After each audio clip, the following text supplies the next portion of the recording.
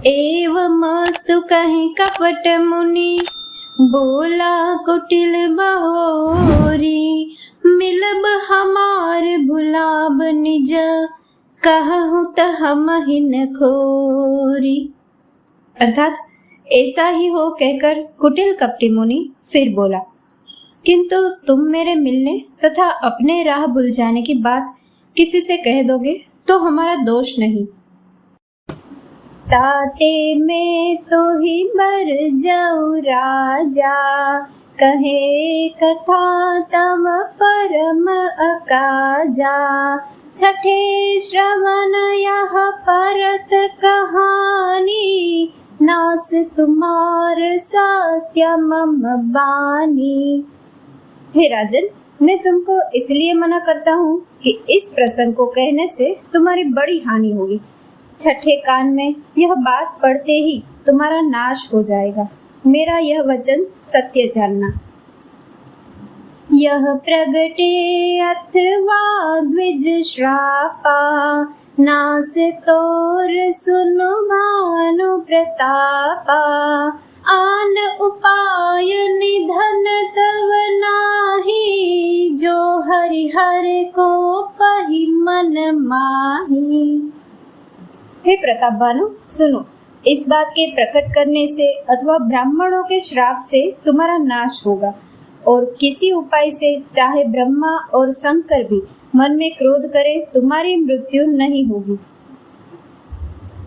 सत्यनाथ पद गहि नृप भाषा, द्विज गुरु कोप कहु को राखा।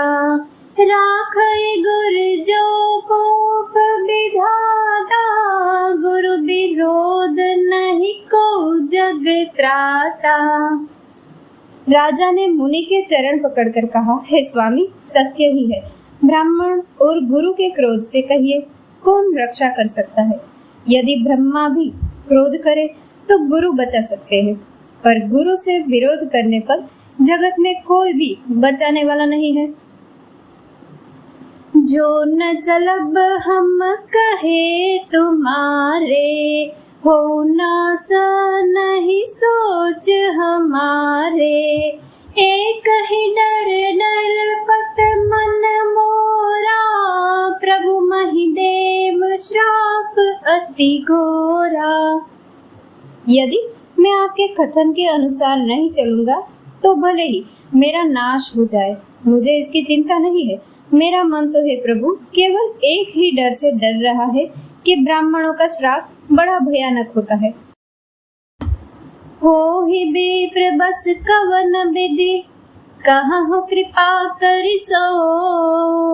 तुम तज देन दयाल निज, हितु न देखौ को। वे ब्राह्मण किस प्रकार से वश में हो सकते हैं, कृपा करके वह भी बताइए। हे दीन दयालु, आपको छोड़कर और किसी को मैं अपना हितु नहीं देखता। सुन रूप विविध जतन जग माही, कष्ट साध्य पुनि होहि कि नाही। अहि एक अति सुगम उपाय, तहाँ परंतु एक कठिनाई। तपस्वी ने कहा, हे राजन सुनो, संसार में उपाय तो बहुत है, पर वे कष्ट साध्य है, और इस पर भी सिद्ध हो या न हो। हाँ, एक उपाय बहुत सहज है, परंतु उसमें भी एक कठिनता है। मम आदिन जुगति नृप सोई, मोर जाब तव नगर न होई। आजु लगे अरु जब ते भयऊ, काहू के गृह ग्राम न गयऊ। हे राजन, यह युक्ति तो मेरे हाथ है, पर मेरा जाना तुम्हारे नगर में हो नहीं सकता।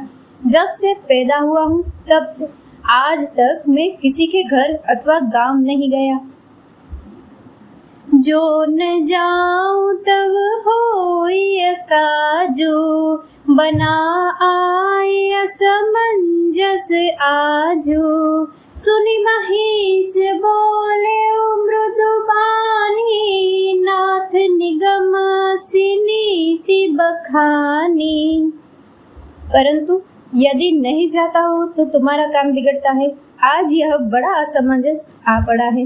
यह सुनकर राजा कोमल वाणी से बोला, हे नाथ, वेदों में ऐसी नीति कही गई है कि बड़े स्नेह लगुन पर करही, गिर निज सिर सदा तृण धरही, जलधि अगाध मोल बह फेनु, संतत धरनि धरत सिर रेनु।